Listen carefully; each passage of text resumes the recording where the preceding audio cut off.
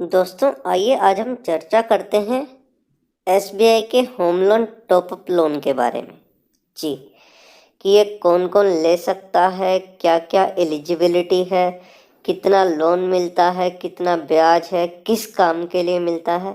आइए हम शुरू करते हैं। देखिए, ये होम लोन टॉपअप लोन जो होता है ये किसी भी वैलिड पर्पस के लिए आप यूज़ कर सकते हैं। जैसे इसके नाम से विदित है कि होम लोन टॉपअप, मतलब आपका होम लोन चल रहा है, उसके ऊपर आपको और लोन मिला है। आप उसको एजुकेशन में यूज़ कर सकते हैं, बच्चों की शादी में, कोई घर में बीमारी हो गई उसमें कर सकते हैं, या आपका कोई महंगे से महंगा लोन हो आप उसको चुकाने में, मतलब कोई भी वैलिड रीज़न हो आप इसको होम लोन टॉपअप लोन को ले सकते हैं और उसमें पैसे को यूज़ कर सकते हैं। इसमें देखिए मिलता किसको है, ये एग्जिस्टिंग होम लोन कस्टमर, जो होम लोन कस्टमर्स हैं जिन्होंने होम लोन लिया हुआ है, सिर्फ वही इस होम लोन टॉपअप को ले सकते हैं। जी, इसकी देखिए दो कंडीशंस हैं। अगर आपके होम लोन को चलते हुए 12 महीने से कम हुआ है तो आपको आपके जो होम लोन का अमाउंट है, अगर मान लीजिए वो 75 लाख तक है सपोज, तो आपको मैक्सिमम 10% मिलेगा। मानिए आपका 50 लाख का होम लोन है तो आपको 5 लाख तक का होम लोन टॉपअप मिल जाएगा। अगर आपका जो होम लोन का अमाउंट है 75 लाख से ऊपर है, सपोज 1 करोड़ का है सपोज, तो आपको मैक्सिमम 15 लाख रुपए ही मिल पाएगा।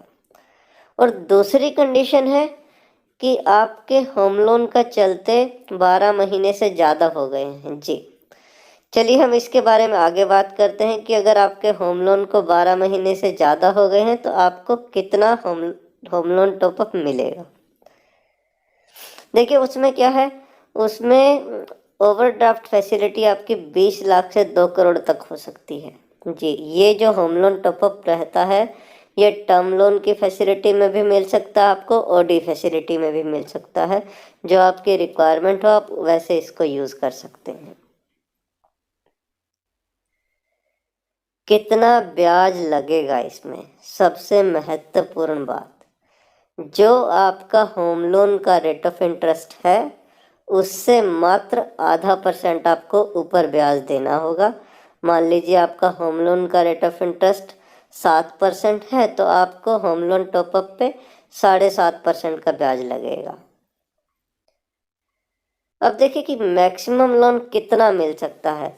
देखिए आपको एलिजिबिलिटी पता लग गई कि आपने 75 लाख से नीचे का होम लोन लिया था या 75 लाख के ऊपर का था, आपके होम लोन को चलते 1 साल हो गया है या 1 साल से ज़्यादा हो गया है, वह सब हमने समझ लिया। अब आइए कि हमारी इनकम के हिसाब से हमें कितना मिल सकता है। जी आइए देखते हैं।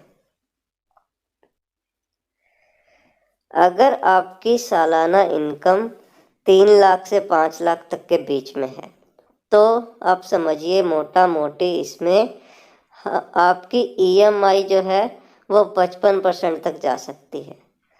और अगर आपकी सालाना इनकम 5 लाख से 10 लाख तक है तो आप 60% तक ईएमआई दे सकते हो।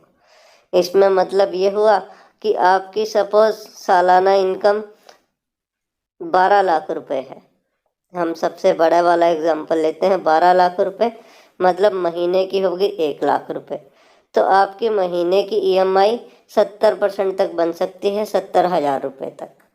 ये सिंपल सा फॉर्मूला है कि आपकी महीने की इनकम लाख रुपए है तो आप 70,000 रुपये ईएमआई चुका सकते हो, क्योंकि 30-35 हज़ार रुपये आपको घर चलाने के लिए भी चाहिए। और दूसरा रहता है लोन टू वैल्यू रेशियो। ये रहता है कि आपकी जो टोटल प्रॉपर्टी होगी, क्योंकि आपका होम लोन भी चल रहा है, आप अब उसमें होम लोन टॉपअप की बात कर रहे हैं, तो दोनों लोन्स को मिला के आपका अगर 75 लाख से नीचे का है तो उसकी वैल्यू आपकी 80% तक लोन दे सकता है बैंक वैल्यू का। अगर मान लीजिए आपका लोन 75 लाख से ऊपर बन जाता है तो घर की वैल्यू का 75% तक होम लोन आपको मिल जाएगा टोटल। देखिए, एक होम लोन के ऊपर आप 2 बार ही टॉपअप ले सकते हो जी। आपने एक अभी ले लिया, आपको मान लो उसके होम लोन के टेन्योर में आपको बाद में याद आया कि आपको दोबारा भी ज़रूरत पड़ गई तो आप दोबारा भी लोन ले सकते हो। देखिए, इसका टाइम कितना मिलता है आपको चुकाने के लिए, मैक्सिमम 15 साल। या आपका जो ओरिजिनल होम लोन है, अगर मान लीजिए ओरिजिनल होम लोन आपका 25 साल का है और आपको चुकाते हुए 15 साल बीत चुके हैं, तो आपको टॉपअप भी 10 साल का ही मैक्सिमम मिलेगा, क्योंकि अकॉर्डिंगली होम लोन टॉपअप के लिए होम लोन का चलता होना ज़रूरी है, क्योंकि वो उसी के ऊपर टॉपअप दिया जा रहा है आपको।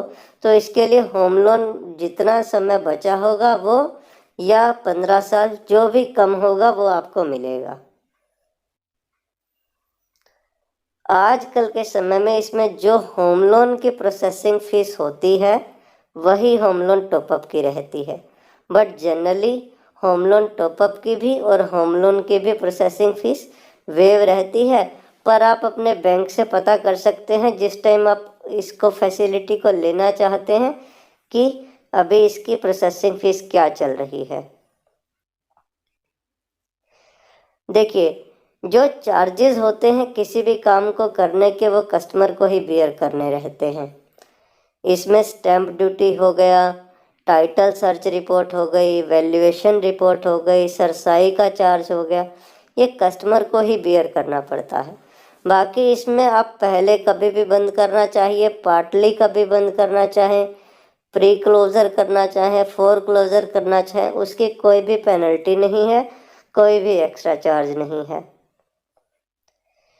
सभी वही डॉक्यूमेंट्स इसमें चाहिए जो आपको एक एप्लीकेशन, 2 फोटोग्राफ, पैन कार्ड, आधार कार्ड, ITR, 6 महीने का सैलरी स्लिप या बैंक स्टेटमेंट या profit and loss, balance sheet वगैरह, अगर आप बिजनेसमैन हैं तो ये वो सब चीज़ें जो आपको होम लोन लेते समय कागज़ चाहिए थे, वही कागज़ अभी भी चाहिए होंगे।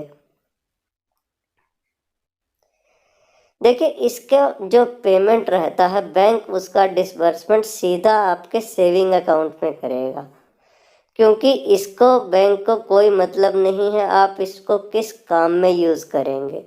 तो इसका सबसे बड़ा फ़ायदा ये है कि सबसे सस्ता लोन होता है और आपके डिसबर्समेंट पे, आपके डिस्क्रिप्शन पे छोड़ दिया जाता है कि आप इसको वैलिड किसी काम में यूज़ करेंगे।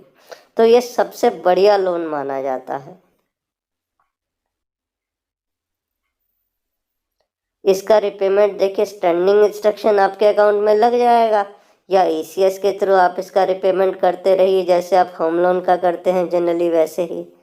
ये सारी जानकारी आपको SBI की साइट पे, योनो पे, bank.sbi पे वहाँ मिल जाएगी, आप इसको अच्छे से पढ़ सकते हैं। उम्मीद करते हैं आपको ये वीडियो जानकारीप्रद लगी होगी।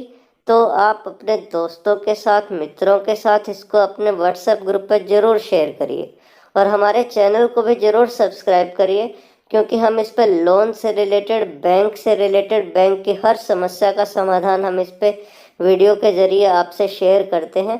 तो ज़रूर हमारी हौसला अफजाई करिए और इसको वीडियो को ज़रूर शेयर करिए और लाइक करिए। Thank you very much.